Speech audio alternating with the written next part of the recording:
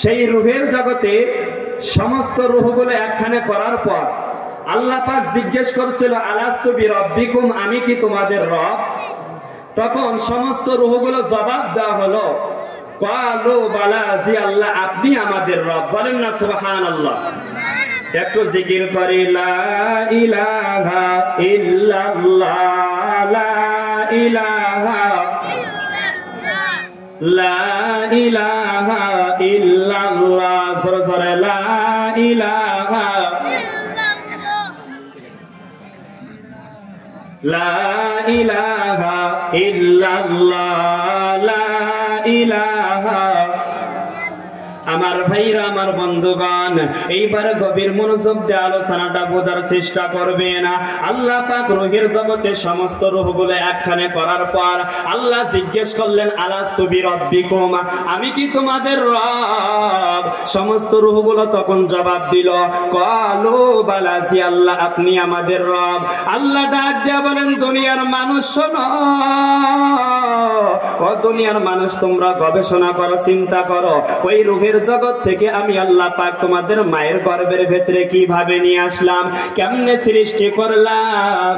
এই মায়ের গর্ভের ভেতরে 10 মাস 10 দিন থাকার পর দুনিয়ার জমিনে কেমনে নিয়ে আসলাম। দুনিয়ার জমিনে 50 থেকে 60 বছর থাকার পর আবার বান্দা মারা যাওয়ার পর কবরের জমিনে 40,000 বছর থাকতে হবে, হাসরের ময়দানে 50,000 বছর থাকতে হবে, পুলসিরাতের উপরে 30,000 বছর থাকতে হবে। আল্লাহ যদি চায় কিয়ামতের ময়দানে দয়া করে আপনাকে জান্নাত দিতে পারে। বলেন সুবহানাল্লাহ। আল্লাহ বলেন আমি তোমাদেরকে রূহের জগতে জিজ্ঞেস করার পর তোমরা যে বললে আমি তোমাদের রব, বান্দা একটু চিন্তা করো, একটু গবেষণা করো, আমি আল্লাহ রাব্বুল আলামিন তোমাদের মায়ের গর্ভের ভেতরে আমি আল্লাহ পাক কিভাবে সৃষ্টি করলাম তোমার মাও নিজেও বলতে পারে না। বলেন না সুবহানাল্লাহ। আমার ভাইরা, আমার বন্ধুগণ, এর মদিনা নবীর উম্মতের দল, আল্লাহ পাক এক ফোঁটা নাপাক পানিকে ওই মায়ের গর্ভের ভেতরে 40 দিন পর্যন্ত এই নাপাক পানিটাকে আল্লাহ পাক ডাক দিয়ে বলেন দুনিয়ার মানুষ শোনো, 40 দিন পর এই এক ফোঁটা নাপাক পানিকে আমি আল্লাহ রাব্বুল আলামিন মৈথুন করতে করতে রক্তের একটা দলা পরিণত হয়ে যায়। এর পৃথিবীর মাসি মানুষ তোমরা শোনো, আমার ভাইরা, আমার বন্ধুগণ, আল্লাহ ফেরেশতাদেরকে ডাক দেয়া বলে ফেরেশতারা এই মায়ের গর্ভের ভিতরে আমি বান্দাদেরকে সৃষ্টি করব। এখানে কোন দুনিয়ার ডাক্তারের দরকার হয় না, দুনিয়ার কোন ইঞ্জিনিয়ারের দরকার হয় না। মায়ের গর্ভের ভিতরে বাচ্চা সুন্দরভাবে আমি আল্লাহ পাক সৃষ্টি করি, পৃথিবীর মানুষ কেউ বলতে পারে না। দেখেন না আল্লাহ পাক কিভাবে এই বাচ্চাকে সৃষ্টি করেন না। বলেন সুবহানাল্লাহ। আল্লাহ বলেন 40 দিন পর আমি আল্লাহ রাব্বুল আলামিন এই এক ফোঁটা নাপাক পানি থেকে রক্তে পরিণত করার পর এই রক্তের দলাটাকে মৈথুন করতে করতে আমি আল্লাহ পাক এক সময় গোশত পরিণত করে দেই। বলেন সুবহানাল্লাহ। আল্লাহ ডাক দেয়া বলেন ফেরেশতারা এরপরে বান্দাকে সৃষ্টি করা শুরু হয়ে গেল।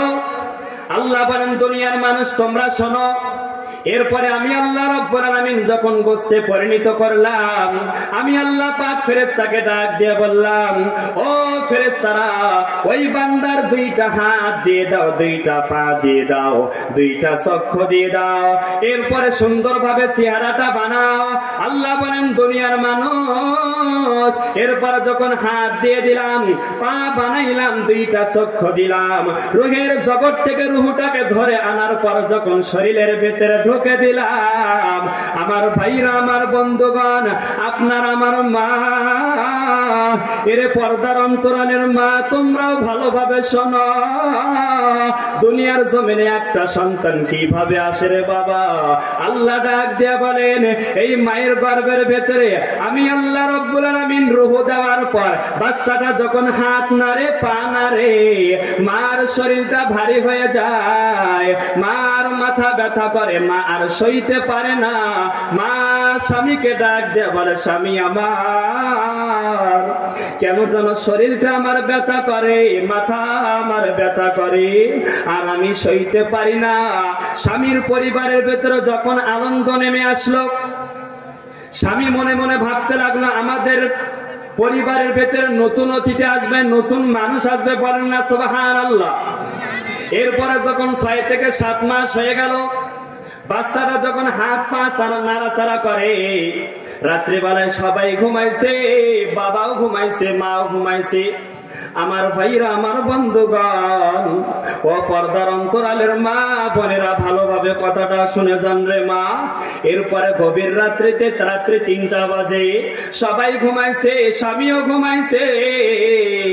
এরপরে বাচ্চা যখন হাত পা নাড়াচাড়া করে, বাচ্চা যখন হাত দিয়ে লাথি দেওয়া শুরু করে দিয়েছে, পা দিয়ে লাথি দেওয়া শুরু করে দিয়েছে, রাত্র 3টার সময় মা কান্না করা শুরু করে দেয়। মা ডাক দিয়ে বলে, স্বামী আমার, একটু ওঠো না, তুমি বাবা হইছো, ঘুমাইছো, আমার গর্ভের ভেতরে বাচ্চাটা কেমন নড়াচড়া করতেছে। স্বামীকে জড়িয়ে ধরে ডাক দেয়া বলে, স্বামী আমার, আমি তাকায় দেখেছি কত সন্তান দুনিয়াতে আসতে, যে কত মা গলা কাটা কবিতরের মতো লাফালাফি শুরু করে, কত মা দুনিয়ার জমিন থেকে মারা যায়। স্বামী তখন ডাক দেয়া বলে, প্রাণের বিবি রে, এই সন্তান দুনিয়াতে আসতে তোমার আজকে কতদিন হলো ঘুম নাই? আমি তাকায় দেখি 2 মাস পর্যন্ত তুমি ঘুমাও না। আমার ভাইরা, আমার বন্ধুগণ, স্বামী স্ত্রীর কপালে হাত দিয়ে বলে, স্বামী চিন্তার কোনো কারণ নাই, আমি ঘুম থেকে উঠায়া গেলাম। স্বামী ঘুম থেকে উঠাইয়া তাহাজ্জুদের নামাজ পড়ে আল্লাহর কাছে দোয়া করে, আল্লাহ, আমি পুরুষ মানুষ বিবির দিকে তাকায়া সহ্য করতে পারলাম না, আমার সন্তান বিবির গর্ভের ভেতরে হাত দিয়ে লাথি দেয়, পা দিয়ে লাথি দেয়, আমার বিবি সহ্য করতে পারে না। বলুন না সুবহানাল্লাহ। জিকির করি লা ইলাহা, জোরে জোরে লা ইলাহা